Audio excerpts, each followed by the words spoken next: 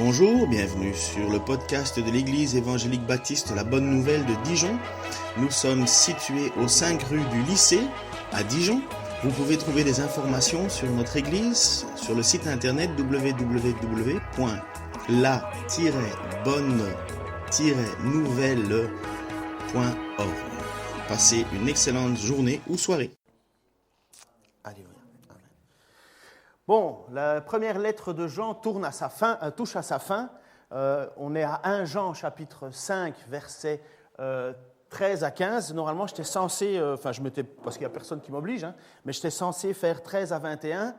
Mais honnêtement, la suite est excessivement compliquée. Alors, et en même temps, je trouvais qu'il ne fallait pas couper les versets 13 à 15, que je vais vous lire. Je ne pense pas qu'ils sont affichés peut-être... Versets 13 à 15, oui, c'est ça. « Je vous écris cela pour que vous sachiez que vous avez la vie éternelle, vous qui croyez au Fils de Dieu. Et voici quelle est l'assurance. Quelle assurance nous avons devant Dieu. Si nous demandons quelque chose qui est conforme à sa volonté, il nous écoute. Et si nous savons qu'il nous écoute, nous savons aussi que l'objet de notre demande est acquis. » Là, un petit « amen » ne serait pas de trop, à mon avis. Pourquoi couper là ? Parce qu'honnêtement, ce n'est pas bon de couper le passage à cet endroit-là, parce que finalement, ça nous amène dans une situation un petit peu paradoxale. Et vous allez voir, pour ceux qui lisent déjà un peu plus loin, attendez, patientez. Vous savez quel est le but ultime de l'évangile de Jean ? C'est quoi ? De l'évangile de Jean. Tout ceci a été écrit afin que... Quelqu'un de mémoire ? Normalement, vous avez donné votre vie au Seigneur, vous devez savoir que si vous avez tout lu, il y avait un but, c'est quoi ? Vas-y plus fort, s'il te plaît. Oui, bien sûr, c'est ça aussi, mais dans Jean 21, il dit « Tout ceci a été écrit afin que vous sachiez que Jésus-Christ est le Fils de Dieu et qu'en croyant, vous... » Voilà, parce que le but de l'évangile de Jean, c'était ça. C'est « J'ai tout écrit ». Et le Saint-Esprit m'a poussé pour que vous sachiez que celui dont je vous parle est bien le Fils de Dieu. Il n'y en a pas d'autre. Et qu'en croyant en ce Fils de Dieu, vous ayez la vie éternelle. Ça, c'est le but qui s'est donné.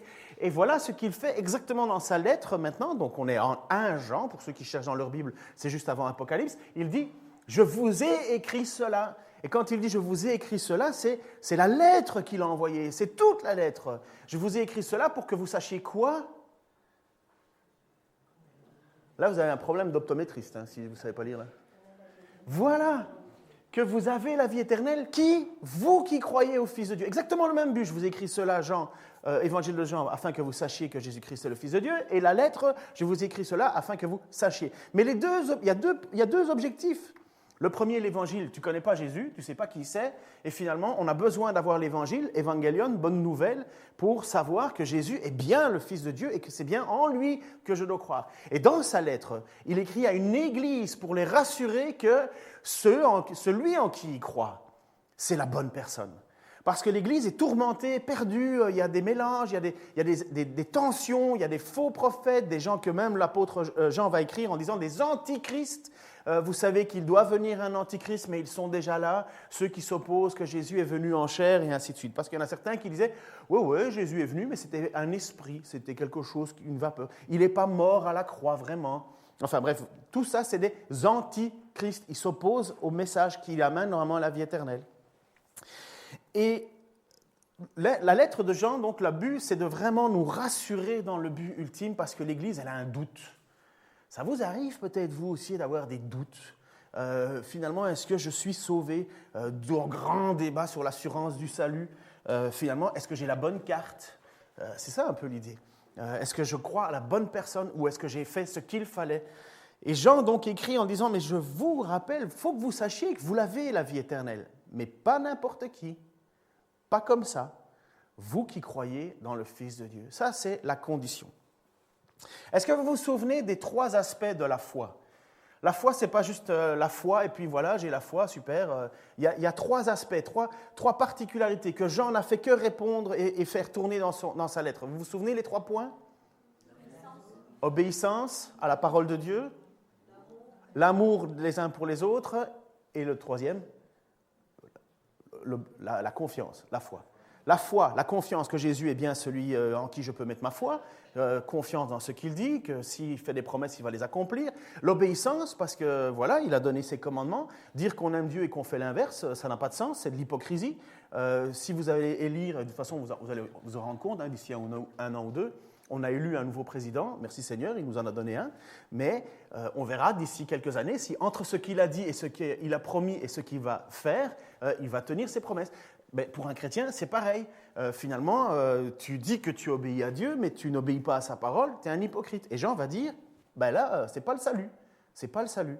Il va dire aussi l'amour. L'amour, c'est parce que le Saint-Esprit qui rentre dans notre vie nous transforme, nous change, nous purifie, nous fait de nous ce que nous étions autrefois, c'est-à-dire des rebelles à Dieu, des gens centrés sur nous-mêmes, avec évidemment toute une liste de péchés. Ça nous transforme et on n'est plus la même personne. Et l'épître de Jacques, qui est certainement le frère de Jésus, a écrit cette lettre en disant, à un certain moment, il a écrit une lettre en disant « Débarrassez-vous donc de tout ce qui souille et de tout ce qui reste en vous de méchanceté pour recevoir avec humilité la parole qui a été plantée dans votre cœur. Car cette parole, elle a le pouvoir de vous sauver, cette fameuse vie éternelle. Seulement, ne vous contentez pas de l'écouter, traduisez-la en actes, sans quoi vous vous tromperiez vous-même. Sous-entendu, vous n'êtes pas sauvé. En effet, si quelqu'un se contente d'écouter la parole sans y conformer ses actes, il ressemble à un homme qui, en s'observant dans un miroir, découvre son vrai visage. Après s'être ainsi observé, il s'en va et oublie ce qu'il est. Vous, au contraire, je pense qu'il y a une image suivante. Voilà. Vous, au contraire, voici au contraire, un homme qui scrute la loi parfaite, qui donne la liberté. Il lui demeure fidèlement attaché et, au lieu de l'oublier après l'avoir entendu, il y conforme ses actes. Cet homme sera heureux dans tout ce qu'il fait. Parce que c'était un des problèmes à l'époque qui ne nous concerne absolument plus, de dire une chose et de vivre une autre. Ça ne concerne plus, nous avons débarrassé cela de nos vies. C'était seulement pour les premiers chrétiens. L'Église aujourd'hui, l'Église que l'on voit, est l'Église qui va au ciel. Vous n'êtes absolument pas d'accord avec ça? J'espère. Parce que malheureusement, si ces lettres nous ont été écrites, c'est parce qu'il y a encore, malheureusement, dans tous ceux qui se proclament être du Seigneur, des gens qui ne le sont pas. Prenez des professeurs dans des instituts de théologie libérale qui sont excessivement connaissants de la parole,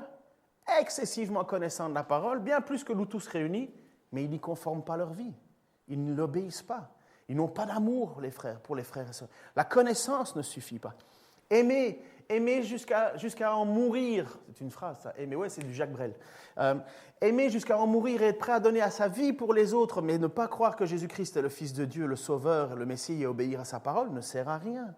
Même si c'est louable, je préfère avoir quelqu'un qui est prêt à donner sa vie pour les autres plutôt que quelqu'un qui est prêt à tuer sa vie pour la sienne. Mais c'est louable, mais ça n'amène pas le ciel. Ça n'amène pas le ciel.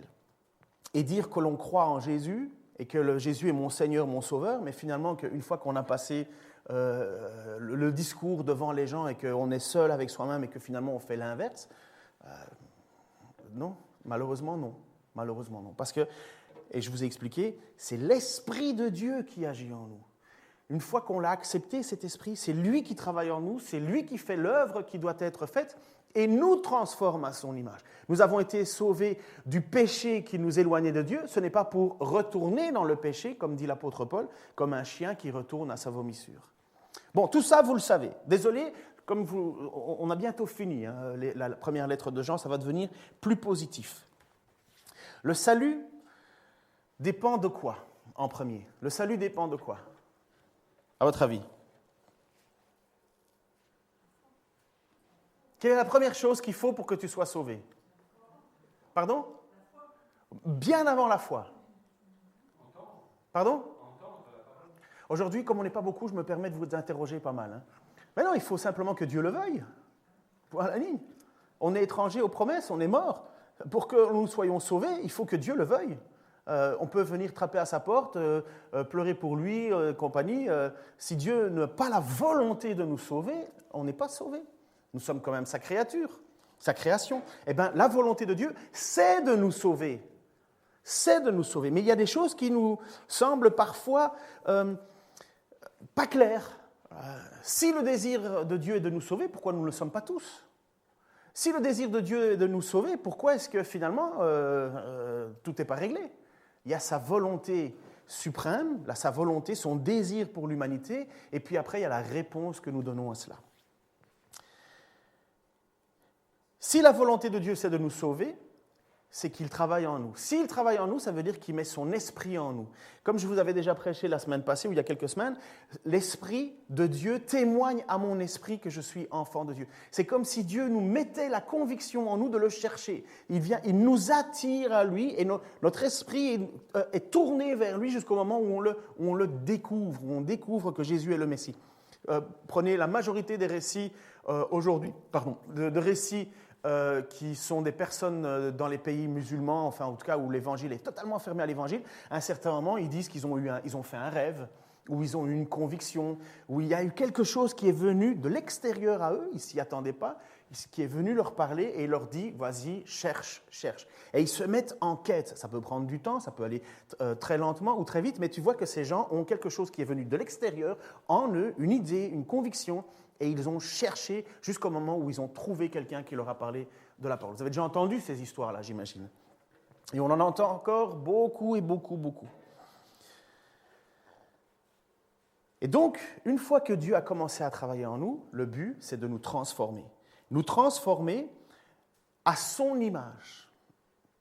Et normalement, transformés à son image, nous devrions avoir dans nos vies le fruit de l'esprit. Non pas les fruits, comme on se trompe, le fruit de l'esprit. Ça veut dire la transformation en nous que Dieu agit. Et c'est quoi ? Ça se trouve dans Galates, et il y en a d'autres passages, mais voici. Le fruit de l'esprit, c'est l'amour, la joie, la paix, la patience, l'amabilité, la bonté, la fidélité, la douceur, la maîtrise de soi. La loi ne condamne certes pas de telles choses. Or, ceux qui appartiennent à Jésus-Christ ont crucifié l'homme livré à lui-même et ses passions et ses désirs. Puisque l'esprit est la source de notre vie, laissons-le aussi diriger notre conduite. L'apôtre Paul, il dit, voilà, il y a deux catégories. Il y a ceux qui vivent par l'esprit, et normalement, voilà ce que nous devrions atteindre. Qui a atteint ça ? Il y a quelqu'un qui ose lever sa main ? Personne n'a atteint toutes ces choses-là. À la limite même, ça nous fait mal, parce qu'on se dit, enfin moi personnellement, patience, c'est encore un combat. La joie, oui, ça dépend, malheureusement. La paix, parfois, je suis angoissé. La fidélité, je l'espère, hein, je le veux, mais parfois on tombe, parfois on ne fait pas ce qu'on devrait. La douceur, ça, il faut demander à ma femme, hein, elle pourra vous dire que je ne suis pas toujours très doux. L'amabilité, j'ai une voiture, hein, je conduis, parfois je ne suis pas aimable. Ça ne veut pas dire que je le justifie, hein, ça veut dire que je ne suis pas heureux de ça. Mais normalement, je ne devrais pas vivre toutes ces choses-là. Je ne devrais pas vivre toutes ces choses-là. Parce que le fruit de l'esprit, c'est ça que je devrais vivre. Mais on a un combat.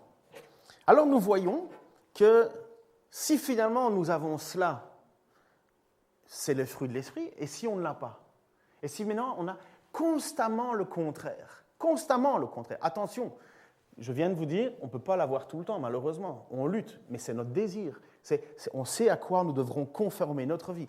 Mais si on a l'inverse, qu'on n'est jamais doux, qu'on n'est jamais patient, qu'on n'a aucun amour, qu'on n'a aucune joie, qu'on n'a aucune paix, qu'on n'a aucune patience, qu'on n'a aucune amabilité, qu'on n'a aucune bonté, qu'on n'a aucune fidélité, qu'on n'a aucune douceur, qu'on n'a aucune maîtrise de soi, et qu'on dit le dimanche matin, Seigneur, je veux t'obéir et te suivre, mais qu'en réalité on ne le fait pas. Bref, tout ça pour mettre l'emphase sur que nous ne sommes pas sauvés parce que nous atteignons une perfection dans toutes ces choses-là. Nous sommes sauvés parce que nous reconnaissons que nous n'y arrivons pas et que nous avons besoin du Seigneur et Sauveur pour mourir à notre place, mais que maintenant nous nous engageons à le vivre. Ça, c'est le point important parce que c'est ça que Jean veut dans sa lettre nous écrire. Évidemment, il met le niveau très très haut pour dire voilà ceux qui sont encore dans les ténèbres et voilà ceux qui sont sauvés. Parce qu'il y a des gens qui doutent. Je vous écris cela afin que vous sachiez que vous avez la vie éternelle, vous, parce qu'il y en a qui doutent. Ils disent, mais le standard de Dieu est tellement haut, comment est-ce que je peux avoir la certitude d'être sauvé puisque je ne fais pas exactement ce qu'il faut? Je vous écris cela afin que vous sachiez que vous avez la vie éternelle. Mais par contre, Jean écrit cette lettre-là aussi parce qu'il sait très bien dans l'Église qu'il y a des gens qui n'ont pas la vie éternelle, parce qu'ils n'ont pas ce qu'il faut. Quelqu'un qui est défini d'antichrist par Jean, ça m'étonnerait qu'il va se retrouver au ciel à chanter des louanges avec nous aux noces de l'anneau. Vous êtes d'accord avec ça?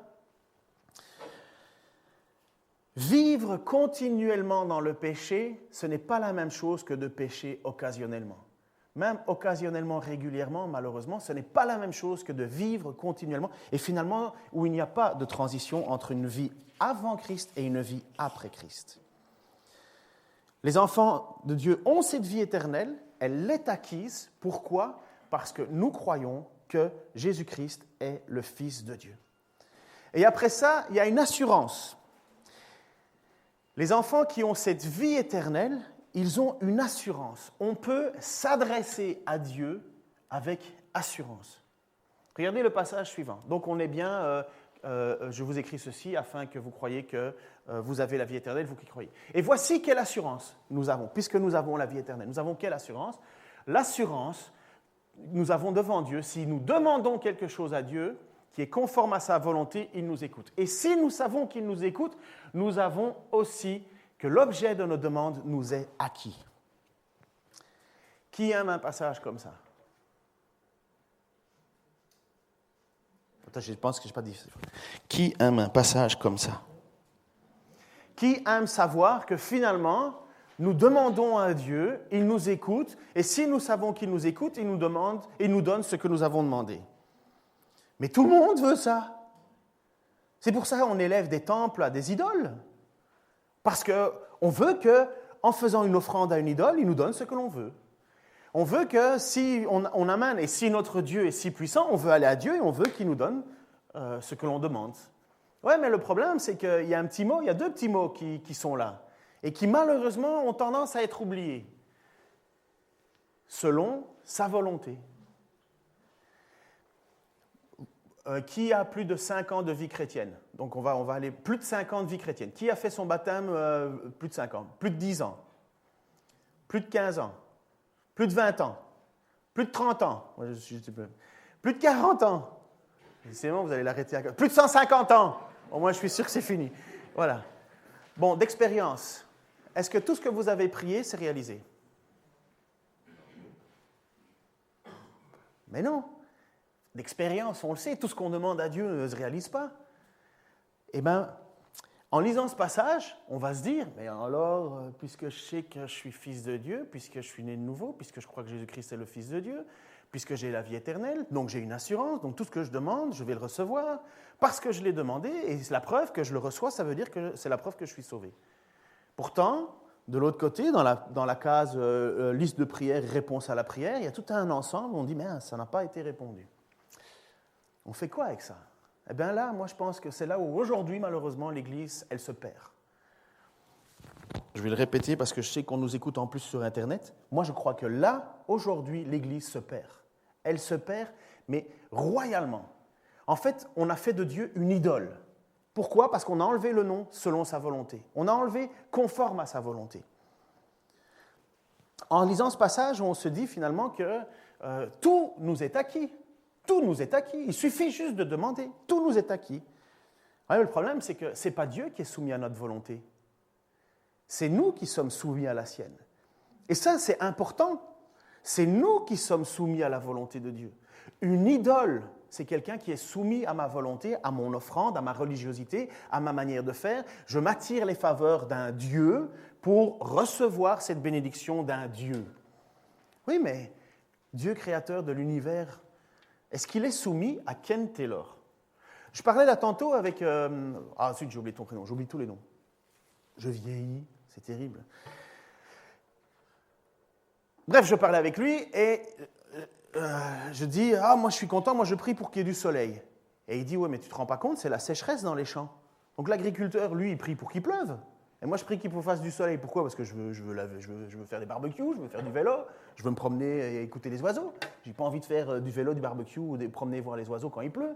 Mais l'agriculteur, lui, il veut qu'il pleuve. Et lui, il s'en fout du barbecue, il s'en fout des petits oiseaux. Il veut juste que sa récolte, pour laquelle il a travaillé durement, soit arrosée par Dieu avec de l'eau pour que ça puisse pousser. Alors, on fait quoi? Lequel de nous deux va avoir la réponse? Lequel de nous deux va avoir la réponse? Lui ou moi? Comment Dieu fait pour trancher? Est-ce que Dieu fait pleuvoir juste sur sa passerelle et sur ma petite ville, moi, il y a du soleil? Vous le savez. Vous savez dans votre logique que nous devons avoir Dieu qui décide c'est quoi sa volonté. Dieu doit être aux commandes. Alors je suis désolé, mais je dois dire quelque chose que j'ai vu et qui existe. Il y a un mouvement qui s'appelle Parole de foi, Word of Faith. J'ai même vu des livres circuler ici dans l'Église qui disent en substance, voici ce qu'il dit, si nous déclarons de notre bouche, Dieu va l'accomplir. Parce que nous avons la foi. Parce qu'ils prennent un passage dans la Bible qui dit la vie et la mort sont au pouvoir de la langue. Ils ont sorti le verset du contexte. C'est un mouvement, ce n'est pas une dénomination. C'est un mouvement dans l'Église qui a dit maintenant, finalement, le pouvoir de la foi. Et avec le pouvoir de la foi, on peut faire plein de choses. Alors, finalement, Dieu, c'est un peu le génie d'Aladin. Vous connaissez la lampe d'Aladin? Vous avez déjà entendu parler de ça. Finalement, tu tombes sur Dieu, tu frottes la lampe, hop, Dieu apparaît et tu lui dis, voilà Seigneur, ce que je veux, voilà ce que je veux. Mais j'y crois vraiment, vraiment, vraiment, vraiment. Hein, Seigneur, vraiment, je te le demande avec sincérité, voilà ce que je veux. Et Dieu dit, ah ben oui, puisque tu le veux, ben je vais te le donner. Boum. Ça, c'est une idole, c'est pas Dieu, c'est une idolâtrie. L'idolâtrie, ça amène à vouloir accomplir mes désirs. Et je vais vous montrer tout à travers... Alors, je veux rappeler que l'objet positif de la prédication, c'est que vous sachiez que vous avez la vie éternelle. Et si nous avons cette assurance devant Dieu, ce que nous demandons, conforme à sa volonté, il nous le donne. Et là, le point, c'est que comment est-ce qu'on sait, puisqu'on a la vie éternelle et compris, qu'on n'a pas ce qu'on redemande? Alors, il y a certaines personnes, et je crois qu'il y a une part de vérité, finalement, dans ce mouvement, qui dit, mais si nous ne recevons pas ce que nous avons prié, c'est que Dieu a dit, pas encore, pas encore. Ça ne veut pas dire qu'ils ont considéré dans leur tête que la demande n'était pas légitime, c'est le pas encore. Alors, il y a une part de vérité, Dieu n'a pas encore. C'est ce qui amène la persévérance. Jésus nous enseigne la persévérance dans la prière. Vous vous souvenez de cette histoire de cette parabole de cette dame qui va sans cesse demander justice au roi parce qu'il y a une injustice qui est commise et finalement elle vient constamment embêter ce roi et ce roi dit « Oh bon sang, qu'est-ce qu'elle me casse la tête celle-là, je vais lui donner ce qu'elle veut ». Et là, Jésus dit, mais vous voyez comment fonctionne le monde? Il dit, Dieu, vous n'avez pas besoin de lui casser la tête, il va répondre. Il va répondre. Il a entendu notre prière. Alors souvent, on met le « pas encore » comme étant la non-réalisation d'une promesse, d'une prière. Ce n'est pas là le point. Enfin, ça peut être « pas encore ». Ce n'est pas moi qui sais ce que Dieu va permettre ou pas. Mais il nous donne des indices. Je sais qu'il y a des choses, honnêtement, où quand il y a des prières qui sont faites, je ne dis pas « Amen ». Parce que je sais que ce n'est pas ce que Dieu veut, selon sa volonté. Il y a une bonne partie de la volonté de Dieu dont je sais que je n'ai pas à demander quoi que ce soit. La seconde réponse, et c'est ça le pire du pire, c'est que finalement on dit à ces gens, ok, vous avez prié, et puisque nous avons ces paroles qui nous parlent d'assurance de prière et d'assurance de réalisation de la prière, finalement, c'est que vous avez mal demandé. Vous n'aviez pas assez de foi. Vous n'aviez pas eu les 7 clés pour la réalisation de ces prières. Vous n'avez pas lu le bon livre. Vous n'êtes pas dans la bonne église. Vous n'avez pas la bonne direction. Finalement, qu'est-ce qu'il nous dit là? Je vous écris afin que vous sachiez que vous avez la vie éternelle, vous qui croyez au Fils. Et puis après ça, l'Église met, ah oui, mais non, il faut être là, il faut être là, il faut être là, il faut faire ci, il faut faire ça, il faut que tu lises les 7 clés de la réussite, il faut que tu suives le tel prédicateur sur Top Chrétien, il faut que tu suives ça, parce que c'est lui qui a le message. Et finalement, en fait, on arrive dans quoi? Dans ce qui existait à l'époque, le gnosticisme. Vous avez peut-être déjà entendu ce nom barbare, gnosticisme. Gnos, ça vient du grec qui veut dire le savoir. Et finalement, en fait, il y aurait une bénédiction cachée qu'il faudrait que j'atteigne par une révélation supérieure que Dieu me donnerait, et par cette révélation supérieure, alors j'aurais atteint les strates de bénédiction de Dieu qui, lui, alors ferait couler sur moi sa bénédiction. Super attirant. Alors qu'est-ce qu'on voit? Et quel est le repère alors de se dire, oui, mais la bénédiction agit? Eh bien, le gars qui a la plus grosse maison, la plus grosse voiture, le plus gros compte en banque, il se dit, mais voilà, lui, il a la clé. Il a la clé de la bénédiction. Il faut que je cours vers lui. J'ai l'impression que l'apôtre Paul, quand il parlait à Timothée, il a dit « La foi est d'une grande utilité pour autant que l'on se contente de ce que l'on a ». L'impression que nos prédicateurs, là, ont perdu un peu le sens de ce que ça veut dire, se contenter de ce que l'on a.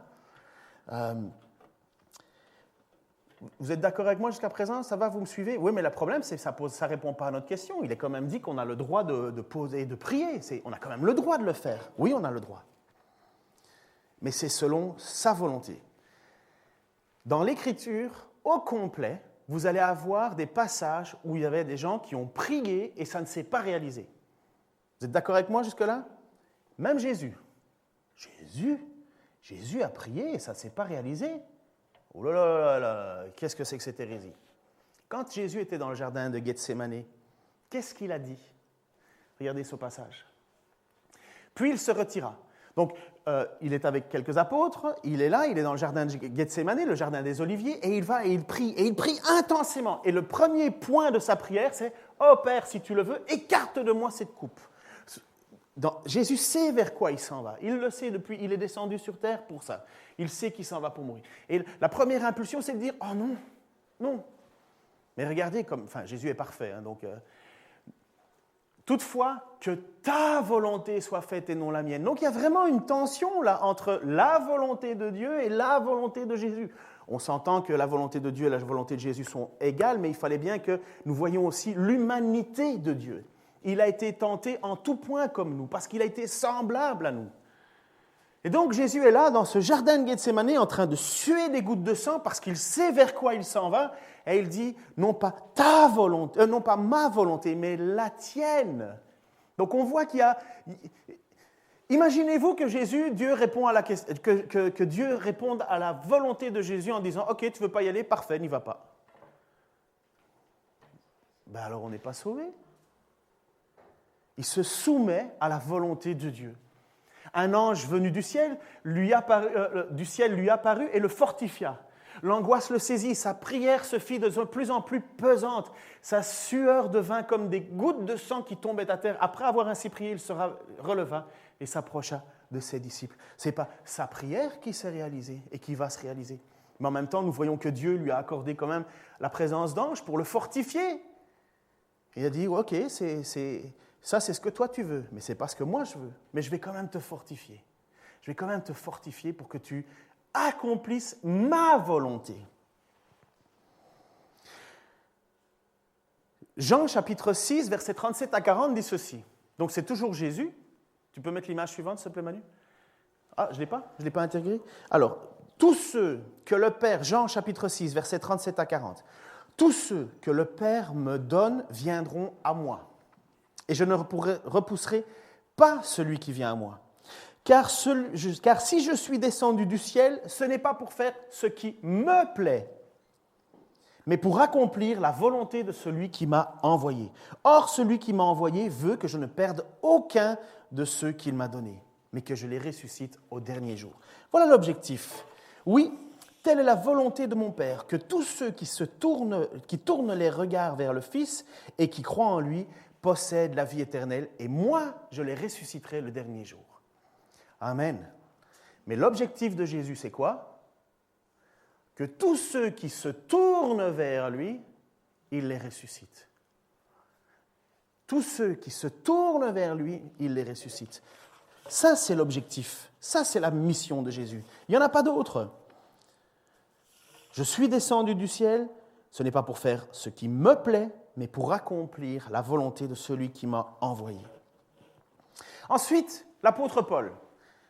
L'apôtre Paul, c'est tout un personnage. Hein. On s'entend, il n'est pas parfait. Il faut juste faire bien comprendre que l'apôtre Paul n'est pas parfait.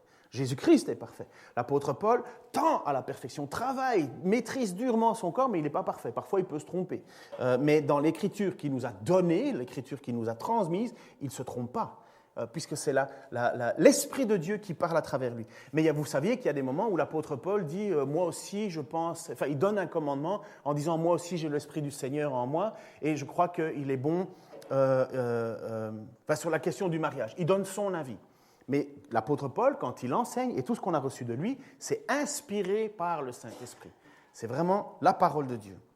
Et l'apôtre Paul est pris avec aussi une tension dans sa vie. L'apôtre Paul n'est pas comparable à nous, il faut le reconnaître. L'apôtre Paul n'est pas comparable. L'apôtre Paul a été enseigné par Jésus lui-même au 3e ciel. Ce n'est même pas les apôtres qui ont enseigné Paul, c'est Jésus lui-même qui a enseigné Paul. On ne connaît pas trop les détails, mais l'apôtre Paul, il dit « J'ai été élevé au 3e ciel et j'ai été enseigné ». Et si vous relisez le livre des Actes et la manière dans Galates, dont Paul met en œuvre son ministère, il dit « Moi, j'ai rencontré les apôtres, un an, 2 ans après ma conversion. Et ils se sont rendus compte que ce que j'enseignais était vrai. Mais normalement, c'était les apôtres qui devaient enseigner les gens. Mais voilà, il authentifie son ministère. Et donc, l'apôtre Paul reçoit cette révélation de la part de Dieu. Honnêtement, si moi, Ken Taylor, je reçois une révélation de la part de Dieu sur toute la doctrine et la théologie possible et inimaginable, honnêtement, j'aurais de la difficulté à ne pas être un petit peu fier de moi. Honnêtement, je pourrais dire, en vérité, voici ce que le texte dit. Je réglerai la question de l'assurance du salut, je réglerai la question du don des langues, je réglerai la question des prières non exaucées, je réglerai la question de c'est quoi pécher contre le Saint-Esprit. J'aurai toute la connaissance et honnêtement, comme on dit dans un langage grec, je me la pèterai bien raide. C'est du grec. Eh bien, l'apôtre Paul, voilà ce qui se passe pour lui. D'ailleurs, c'est parce que ces révélations, donc cet enseignement qu'il a reçu de Jésus, étaient extraordinaires. Pour me garder de l'orgueil, Dieu m'a imposé une épreuve qui, telle une écharde, tourmente mon corps. Elle me vient de Satan, qui a été chargé de me frapper pour que je ne sois pas rempli d'orgueil. Au sujet de cette épreuve, j'ai prié 3 fois le Seigneur de l'éloigner de moi. Mais il m'a répondu, « Ma grâce te suffit. C'est dans la faiblesse que ma puissance se manifeste pleinement. » Et je crois qu'il y a la suite. « C'est pourquoi je me vanterai plutôt de mes faiblesses, afin que la puissance de Christ repose sur moi. Je trouve ainsi ma joie dans la faiblesse, les insultes, la détresse, la persécution, les angoisses que j'endure pour le Christ. Car c'est lorsque je suis faible, et quelqu'un l'a prié aujourd'hui, c'est lorsque je suis faible que je suis réellement fort. » Ça ne marche pas avec l'évangile de prospérité, ce passage-là. Ça ne marche pas. Parce que justement, ce que Paul voit, c'est qu'il peut se réjouir dans sa faiblesse. C'est que cette faiblesse, elle est utile, elle a un objectif, elle est la volonté de Dieu, elle est la grâce de Dieu. Une grâce pour que finalement Paul ne tombe pas dans l'orgueil. Si vous lisez bien l'Épître aux Corinthiens, dans cette église qui n'était qu'un ensemble de problèmes, Paul est obligé de leur écrire en disant « Hé, vous les responsables, là, vous croyez que vous êtes déjà au ciel ou quoi? Vous régnez déjà? Eh bien, vous régnez, nous, on est persécutés.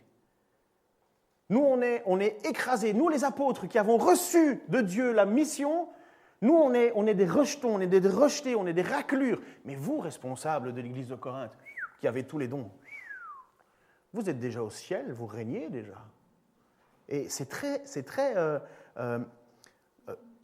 ironique, merci beaucoup. C'est très ironique la manière de l'apôtre Paul. Et finalement, excusez-moi, mais c'est exactement ce qu'on revit aujourd'hui lorsqu'on a des églises qui parlent de prospérité. L'apôtre Paul, il dit, mais bon sang, vous êtes déjà en train de régner, les gars. Il y a du travail. La persécution, c'est juste normal. C'est juste normal. C'est ça la vraie vie. Mais nous, individualistes occidentaux, qui ne rêvons que d'avoir nos maisons et jamais un incendie, et notre voiture, et nos vacances, et si, c'est quoi notre bonheur à nous? C'est quoi l'objectif de notre bonheur? La possession. Honnêtement, le vrai souci du salut. Je viens d'Amérique, je suis belge, je suis né en Belgique, donc déjà, on ne peut pas se vanter parce qu'on a le centre de l'Europe. Puis après ça, j'ai vécu pendant 10 ans au Canada. Honnêtement, je l'ai vu ce que c'est que les pays riches. Tu peux vivre super bien en faisant les poubelles. les gens jettent sans arrêt. Quand j'étais plus jeune, j'ai été en Inde avec ma femme. J'ai vu ce que c'était que la pauvreté, mais la pauvreté terrible. D'ailleurs, amusez-vous à regarder un vieux film qui s'appelle Les Cités de la Joie avec Patrick Swayze. Vous allez voir la tristesse. Les gens meurent dans la rue et on s'en fout. Ils passent à côté. Et puis on est allé dans des endroits, quand on était en Afrique, en Guinée-Conakry, on est allé dans des petits villages où il y avait des tout petits groupes de chrétiens. Et tout le village a persécuté ces églises, ils les ont ligotées avec des fils de fer, ils ont fait brûler l'église qu'ils avaient. Et ces gens étaient complètement persécutés, écrasés. Et honnêtement, moi je me regardais occidental, là, avec mon argent dans mes poches et compagnie, et je me suis dit, mais le vrai évangile est là. Moi, qu'est-ce que je risque? Qu'est-ce que je risque? Eux, ils risquent tout. Et ça, c'est le problème d'aujourd'hui, je crois. On nous prêche un évangile, finalement, de réussite et de gloire et de ci et de ça. Et les uns prient pour une maison, et les autres prient pour une meilleure situation, et les autres prient pour un chose. Mais qui prie pour la volonté de Dieu? Et je vous le dis à vous, et je le dis à moi. Hein. Attention, ce texte, il me parle à moi aussi. Hein. C'est quoi la volonté de Dieu? Après ça, on va nous dire, oui, mais la volonté de Dieu, c'est que tu sois guéri. Oui, je crois que l'apôtre Paul, son désir, c'était d'être guéri. J'ai prié 3 fois parce qu'il y a quelque chose, écoutez bien le point, hein, c'est que l'apôtre Paul, il y a quelque chose dans sa chair. On ne sait pas si c'est un problème de yeux, on ne sait pas si c'est un problème de pied, il ne donne pas d'explication. On sait qu'il avait, il y en a certains qui pensent qu'il aurait comme une espèce de glaucome dans les yeux, des yeux incapables. Et pour quelqu'un qui écrit des lettres, c'est pas facile sans yeux, ok? Mais bref, il dit, c'est écharde. Il a l'impression, l'apôtre Paul, que ça l'empêche de faire son ministère. Et c'est pourquoi il prie Dieu. Il ne prie pas Dieu pour dire « je veux une meilleure vie ». Il prie Dieu parce qu'il se dit « mais j'ai l'impression que à cause de ça, je n'accomplis pas la volonté de Dieu. » Ou je ne peux pas donner 100% de moi-même. Et là, Dieu lui dit « mais justement parce que tu es faible, mais moi je suis fort. Parce que là, tu dépends de moi. Parce que là, tu vis dans ma grâce. Parce que là, tu vis vraiment accroché à moi.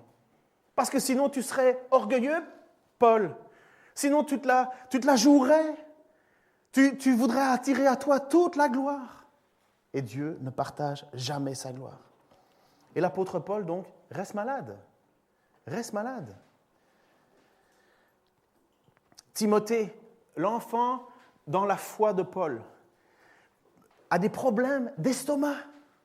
Il a des problèmes d'estomac. Est-ce que comme il était certainement un homme angoissé, on voit bien qu'il y avait des moments où il était abattu, est-ce que finalement il n'a pas des ulcères à l'estomac à cause de la mission qui lui est posée? Qu'est-ce que l'apôtre Paul dit? Est-ce que l'apôtre Paul lui dit « Réunis le conseil d'anciens, ils vont imposer les mains sur toi, ils vont te mettre de l'huile sur toi et puis tu vas pouvoir être guéri parce que ce que Dieu veut, c'est que tu sois guéri pour accomplir la mission ?» Non, il lui dit quoi? « Bois du vin. » Tu ne devrais pas boire exclusivement de l'eau. Prends un peu de vin à cause de ton estomac et de tes fréquents malaises. C'est pour ça qu'on pense que ça pourrait être des ulcères. Vous savez que les ulcères... Enfin bref. Mais qu'est-ce qu'il était en train de lui dire? Il n'est pas en train de lui dire, je te promets la guérison, tu vas la voir, elle est gagnée, elle est absolue, tu vas voir, elle est devant toi, le Seigneur va te bénir parce que tu donnes tout pour lui. Non, prends du vin. T'as mal au ventre, prends du vin. Pas que de l'eau. Très bon conseil pour les bourguignons d'ailleurs. Autre chose, Paul fait une mission d'évangélisation. Il n'y en a pas beaucoup qui l'accompagnent. Il n'y en a pas beaucoup qui suivent l'apôtre Paul. Ils sont un petit groupe, ils sont persécutés, n'oubliez jamais ça. Donc, on ne veut se passer de personne dans un groupe. Si moi je pars avec 5 personnes et qu'on veut partir, je ne sais pas moi, faire de l'évangélisation dans le monde entier, ou en commençant par le coin de la rue, mais je prends mon équipe et finalement on prie, bang, il y en a un qui est malade. Et toi, tu vas faire quoi? Tu vas prier, guéris-le, il faut que tu le guérisses. Finalement, tu te dis, ça part mal. Si déjà Dieu ne nous bénit pas avant de partir, qu'est-ce que Paul a fait avec un certain Trophime? Tu peux mettre l'image? Le Seigneur continua à me délivrer de toute entreprise mauvaise et me sauvera pour son royaume. Ça, c'est ce que l'apôtre Paul prêche. Il dit, mais de toute façon, Dieu va me donner la possibilité d'accomplir son œuvre. Mais c'est quoi me sauvera, me délivrera de tout esprit? Quand on a envie de penser à soi, on se dit, mais mon confort. Non, l'apôtre Paul, il ne voit pas ça comme ça. À lui soit la gloire pour l'éternité. Amen. Salut Prisca, Aquilas, ceux qui ont enseigné le fameux Apollos, et la famille d'Oséniphore. Eraste est resté à Corinthe. Quant à Trophime, il était malade et je l'ai laissé à Mialet. Il est où l'évangile de la prospérité? L'apôtre Paul, qui a été capable de ressusciter un homme qui s'était endormi parce qu'il prêchait trop longtemps. Vous vous souvenez, ce jeune qui tombe par la fenêtre, qui tombe mort, il est mort, et là, Paul prie, et Dieu ressuscite. Et là, bon sang, Trophime est resté malade à Mialet. Mais ça doit nous allumer, là. Ça doit nous faire réfléchir qu'on se trompe quand on veut croire que le bonheur de Dieu, c'est de nous faire en sorte que nous soyons des personnes qui ne souffrons rien, qui ne subissons rien, qui sommes écartés du... Non, c'est le ciel, ça. Ça, c'est le ciel. Entre-temps, on n'est pas là. Bon, après ça, je continue quand même, parce que ça vaut la peine d'avoir des... Si jamais des gens cherchent des prénoms pour leurs enfants, tâche de venir avant l'hiver, Eubulus, Pudence, Linus, Claudia et tous les frères te saluent, que le Seigneur soit avec toi et que sa grâce soit avec vous. Est-ce qu'ils doutent, à votre avis, que le Seigneur soit avec Trophime et que la grâce soit sur Trophime? Est-ce qu'ils doutent, à votre avis? Dans la même phrase, nous avons quand même quelqu'un qui, selon notre vision un peu décalée, malheureusement, dirait il n'est pas sous la grâce, lui, hein, Trophime. Finalement, il a dû commettre un péché qui a empêché Dieu. Non. Et je termine avec Hébreux. Vous connaissez l'Épître aux Hébreux, vous avez déjà un peu lu. Et dans l'Épître aux Hébreux, au chapitre 10, à partir du chapitre un peu avant, il commence à faire tout l'éloge des héros de la foi. Vous avez déjà entendu Abraham, Noé, Moïse, et ainsi de suite, et ainsi de suite. Et puis, à un certain moment, il dit, le temps me manquerait encore si je vous parlais de Gédéon, de Jephthé, et ainsi de suite, et ainsi de suite.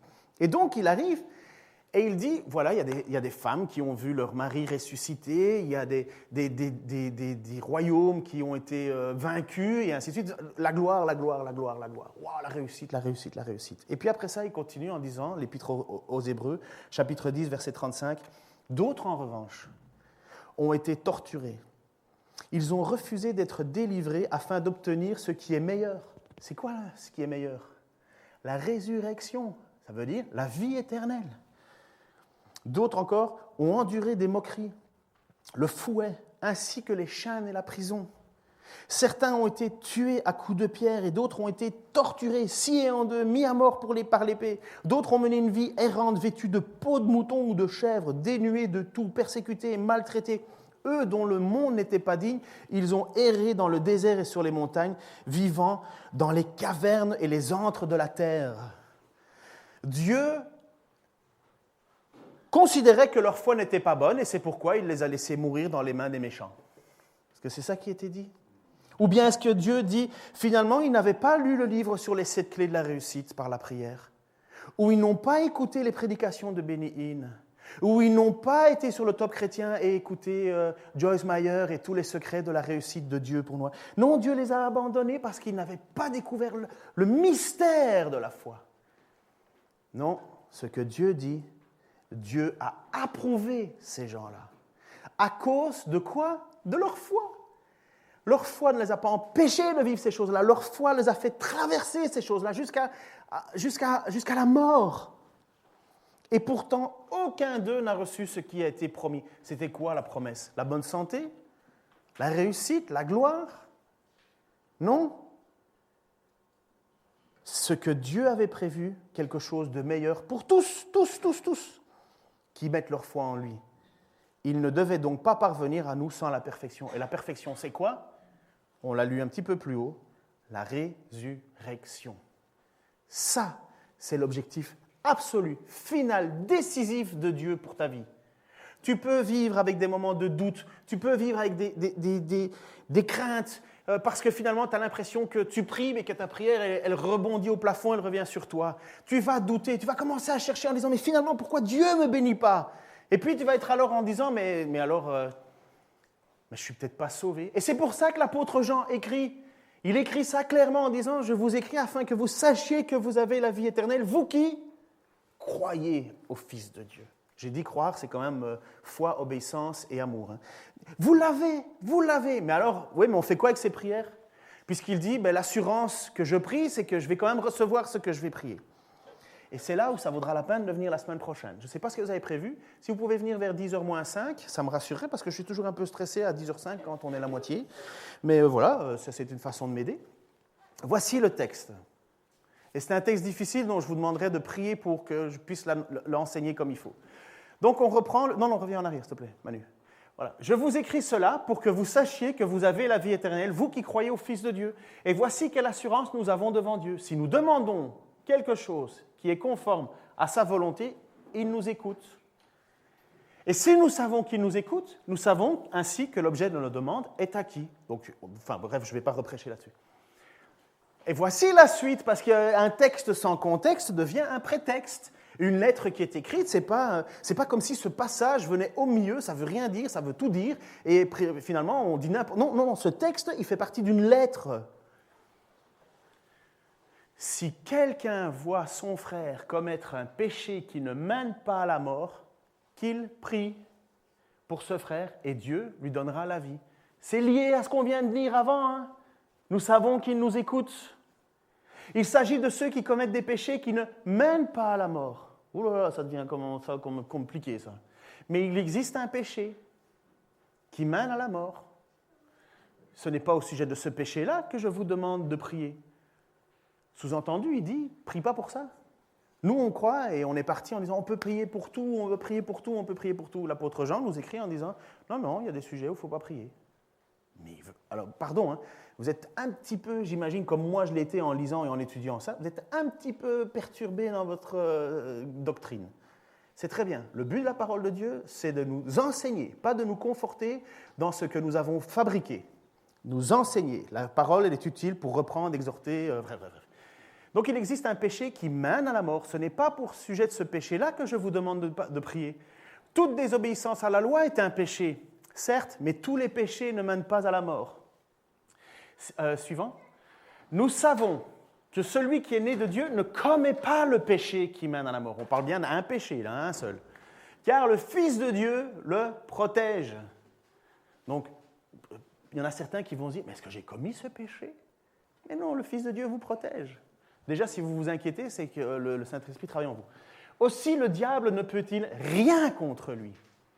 Nous savons que nous appartenons à Dieu alors que le monde entier est sous la coupe du diable. Mais nous savons aussi que le Fils de Dieu est venu et qu'il nous a donné l'intelligence pour que nous connaissions le Dieu véritable. Ainsi, nous appartenons à Dieu, au véritable, par notre union à son Fils Jésus-Christ. Ce Fils est lui-même le Dieu véritable et la vie éternelle. Et puis il termine, mes enfants, gardez-vous des idoles. Ce sera pour la semaine prochaine. Hein, mais quelle est donc cette situation où il nous est dit que nous avons l'assurance que si nous prions, nous recevons, si nous prions selon la volonté de Dieu, Dieu nous l'accorde, parce que nous sommes enfants de Dieu. Est-ce que c'est universel? Moi, je crois qu'on a tous le droit de prier pour tout ce qu'on veut, mais réfléchissons quand même à savoir si c'est la volonté de Dieu. Premièrement. Deuxièmement, si nous ne recevons pas l'objet de nos prières, c'est peut-être simplement que ce n'est pas la volonté de Dieu. C'est peut-être pas juste parce que j'ai commis une faute, un péché. Moi, j'ai fait une visite d'une personne à un certain moment, il m'a dit, mais moi, j'ai l'impression, je ne le reçois pas parce que j'ai commis une faute quand j'étais petite, et finalement, Dieu me fait payer ma faute. Mais Romain nous dit qu'il n'y a plus de condamnation à ceux qui sont en Jésus-Christ. Mais finalement, en fait, la personne, elle est complètement enchaînée. On lui a fait une doctrine en disant, mais si tu pries que tu ne reçois pas, c'est que Dieu ne t'aime pas. Mais imaginez-vous comment on détruit une vie. Bref, nous étudierons la semaine prochaine ce passage-là. C'est quoi ce péché qui mène à la mort? Et finalement, ce péché pour lequel nous ne sommes pas appelés à prier. On n'est pas appelés à prier. Alors qu'il nous dit que nous avons la certitude que si nous prions sur la volonté de Dieu, il a le pouvoir d'accomplir ce que l'on demande. Et puis il continue en disant, mais attention, il y a des sujets sur lesquels il ne faut peut-être pas prier. Je ne vous recommande pas, il ne l'interdit pas, mais il dit, ça ne va pas servir à grand-chose. Seigneur, je veux te remettre ce passage parce que c'est un passage tellement compliqué pour nous aujourd'hui. Compliqué, Seigneur, non pas parce que ta parole est compliquée, mais parce que, Seigneur, nous t'avons peut-être créé ou imaginé tel que tu n'es pas. Seigneur, il y a des choses absolues et des certitudes, Seigneur, que personne ne pourra nous enlever parce que tu nous protèges. Nous savons que tu es le Fils de Dieu. Nous savons, comme l'a dit l'apôtre Pierre, que tu as les paroles de la vie. À qui irions-nous d'autres? Tu es le Seigneur 3 fois saint. Tu l'as prouvé, Seigneur, par ta mort à la croix, par ta résurrection. Tu l'as prouvé même le jour de ton baptême. Nous avons vu tout cela. Nous ne nous sommes pas trompés. Nous sommes bien tes enfants, Seigneur, parce que tu as mis en nous ton esprit. Et nous te crions, Abba, Père. Nous soupirons à toi. Seigneur, et en même temps, tu connais nos vies, de tout et chacun. Seigneur, tu vois qu'on est pris parfois dans des situations de la maladie, de la faiblesse, des finances, de l'injustice, Seigneur, de tellement de choses qui nous donneraient peut-être l'impression que tu nous oublies, que tu ne nous écoutes pas. Alors Seigneur, on a peur, tu le sais à quel point on a peur, on essaie de trouver des moyens, des choses, on s'introspecte, Seigneur, et on veut savoir si finalement on n'a pas un péché caché quelque part qui bloquerait, ou parce que ma grand-mère, mon grand-père, ou peu importe, aurait péché dans ma lignée. Non, Seigneur, c'est vraiment parce que nous avons confiance en toi. Et parce que nous plaçons notre volonté à vouloir faire ta volonté, que nous avons l'assurance que ce n'est pas notre désir qui doit s'accomplir, mais la tienne, ta volonté. Seigneur, en même temps, c'est lourd. Je prie, Seigneur, pour les frères et sœurs qui sont pris avec la maladie. Je prie, Seigneur, avec ceux qui sont pris, Seigneur, avec la persécution. Seigneur, je le souhaite la paix. Pour moi, c'est facile, Seigneur. Rien ne me persécute ici. Si je n'avais plus, j'en aurais encore. Mais Seigneur, tu connais le fondement de notre cœur. Tu sais exactement, Seigneur, là où tu dois travailler dans la vie de chacun, comme dans la mienne, Seigneur. Tu sais ce que j'ai besoin d'entendre de ta parole. Tu sais quelle est la mission que tu as décidé d'accomplir sur la terre, Seigneur, avec nous ou malgré nous.